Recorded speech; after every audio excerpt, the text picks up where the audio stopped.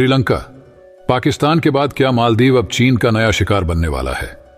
क्योंकि गाहे बगाहे मालदीव का चीन प्रेम दिख ही जाता है, लेकिन यह प्रेम मालदीव को कंगाली की राह पर ले जाकर छोड़ेगा। श्रीलंका और पाकिस्तान को आर्थिक तौर पर बर्बाद करने में चीन का बड़ा हाथ है।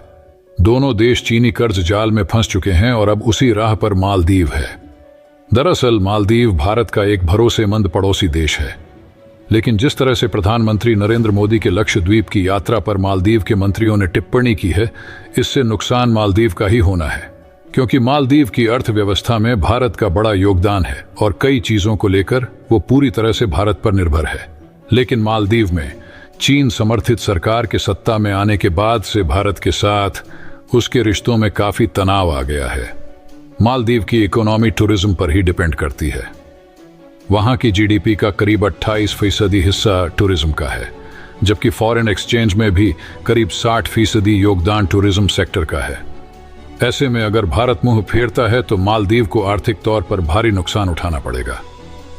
मालदीव और भारत के बीच पिछले वर्ष $500 मिलियन से अधिक का कारोबार भी हुआ था। इस वर्ष भी यह लगातार बढ़ भी रहा है। मालदीव और भारत के बीच 3 दशक पहले ट्रेड एग्रीमेंट हुआ है। इस एग्रीमेंट के तहत मालदीव भारत से उन वस्तुओं का आयात करता है जो दूसरे देशों को निर्यात नहीं होता है। इसके अलावा मालदीव के इंफ्रास्ट्रक्चर प्रोजेक्ट में भी भारत का पैसा लगा है।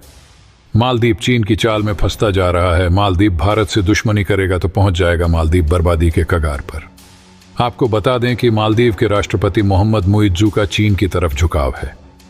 अब इस बीच जब भारतीय मालदीव को लेकर नाराज है, तो फिर मालदीव की इकोनॉमी पर कब्जा करने के लिए चीन कोई नई चाल चल सकता है।